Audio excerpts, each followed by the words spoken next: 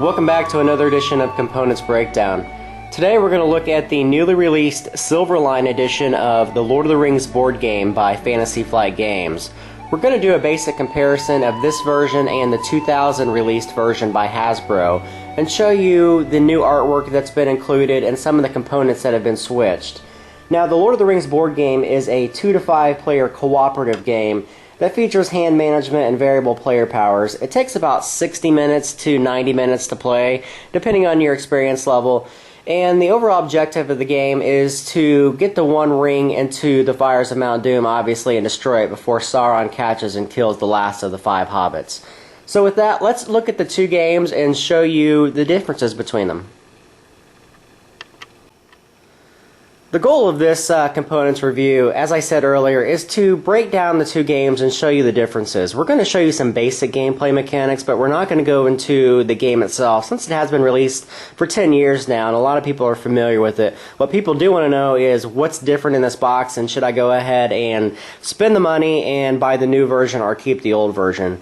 So we'll start with that, and we'll look at the box first. The first thing you're going to notice is that the size of the box has been condensed. Now, in normal Fantasy Flight typical fashion for their Silverline games, they're usually much smaller than this. This is actually one of the largest Silverline games that they have on the market. It's in a larger box, it's in a square box, and it has some depth to it, and that's because of the boards that are included in the game. But with that, let's open up both boxes and throw out the cards and the components and show you the differences between the two.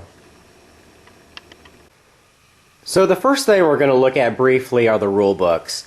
Now, the overarching theme of this entire components breakdown is the fact that Fantasy Flight Games has taken an older release game and just made it look artistically a lot better. And you're going to see this throughout the components breakdown. It's no big surprise that Fantasy Flight has some really good in-house artists.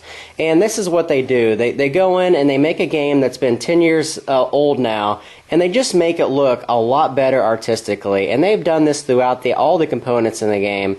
They spent a lot of time redesigning this and to make it look up to date and new, which the Hasbro game now has looked really dated for years now.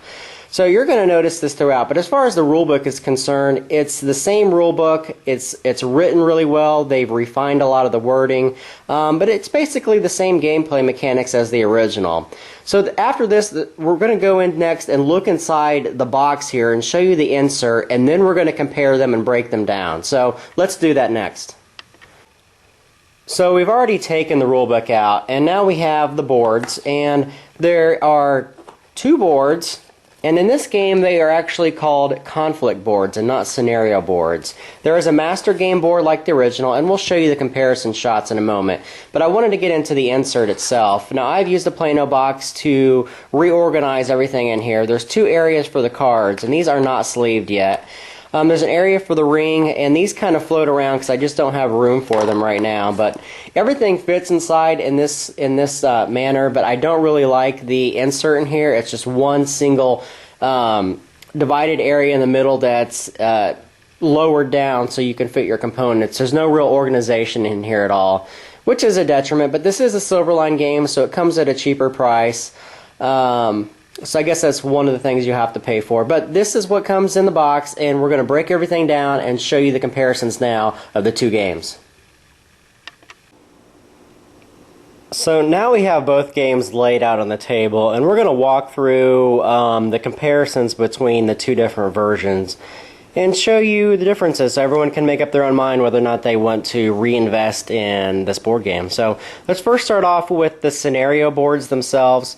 Now, I'm going back to the shaky cam, and the only reason for that is it's going to be too hard on the tripod, so please bear with me. You'll notice that there's a huge size difference in the two different versions of the scenario boards. Now, in the original game, they were called scenario boards. In this game, they're called conflict boards. They basically look the exact same. Now, aesthetically, they've gone and changed a lot of the design on them. As you can see throughout it, there are now a lot of design stuff over here. They've included hourglasses now on the side. They look like scrolls. And they've changed all of the iconography throughout. And they've changed the shields over to runes now. And we'll get into that in a moment as well.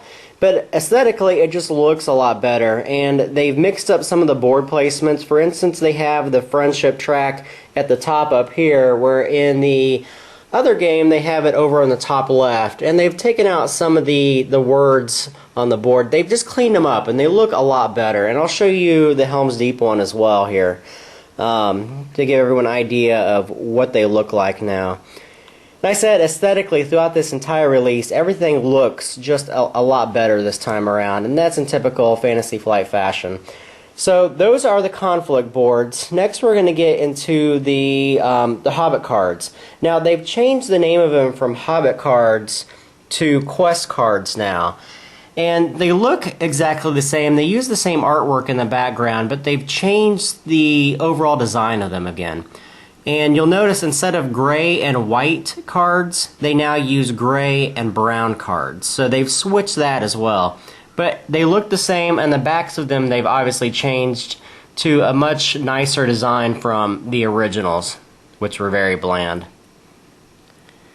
So now we go to the 35 feature cards, and in the original game these were called feature cards. Now they're called legendary cards, so they've changed the naming of them, but again they've given them a new artistic look as well as a new back.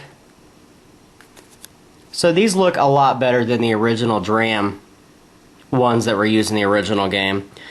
They have changed the event squares, or square event tiles, which were these large, very, again, ugly in my opinion, tiles with no backing on them, to much smaller ones, and we'll do a comparison here to show you what they look like now. They are smaller, they are better designed, they all have the Tree of Gondor on the bottom of them, and they just look artistically a lot better than the bland ones that came out 10 years ago. And again, they've changed the name of those from event tiles to story tiles. The original Hobbit cards that ship with the game, they called character cards. Now they've switched the name of these to Hobbit cards. So whereas before they were again very Dram artistic work, they have changed these to give them a much nicer look. And as you notice, there's no coloring on the outside to show you which color they coordinate to, so they've done that with the backgrounds on them, so you can see what color icon or what color miniature you're going to be using, in this case cardboard stand. The 6 markers, they have changed, and in the original game they used these large white pylon things. They're like wooden structures to move on all the event tracks as well as the time track, and now they've switched that in the new game to what they call activity markers, and they are a small Tree of Gondor on thick cardboard, and they're just placed in these circles at the start of the conflict board. And instead of using the same thing, they use an hourglass token for the events that happen on the side. So again, this is another artistic change that I really like in the game. And the life tokens, they went from these, again, very ugly artwork on the originals to something much smaller and much nicer artistically.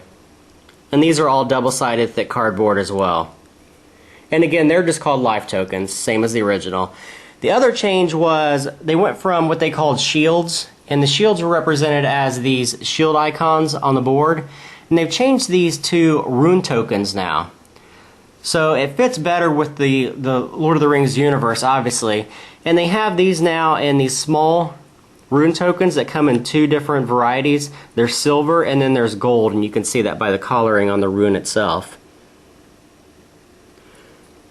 And the other thing you're going to notice, which may be a draw or a hindrance for some players, is the fact that they went from the miniatures, which really weren't that well done or sculpted in the original game, to cardboard cutouts.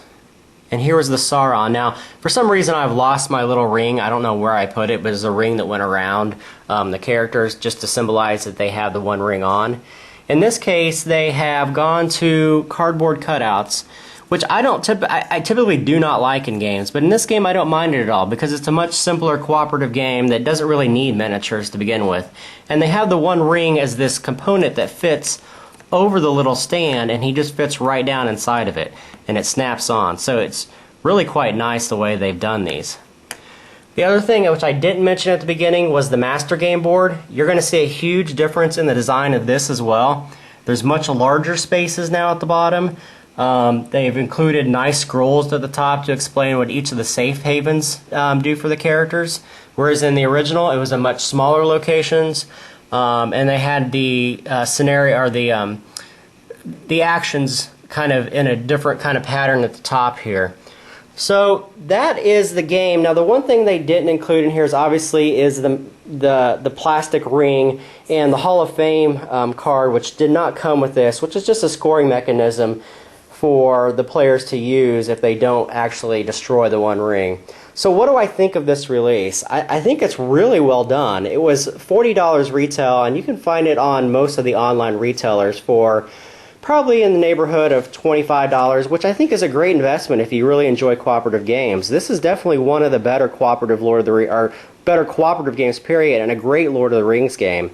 It's very simple to play. For people that have played it before, you're not going to find any differences between this version and your original version, so if you're looking for variants, you're not going to find them here. What you will find, though, is some really nice, artistically changed components that I think trump the original game in all facets. So I hope everyone got a good idea of what the Silverline Edition has inside of it, and thank you again for watching.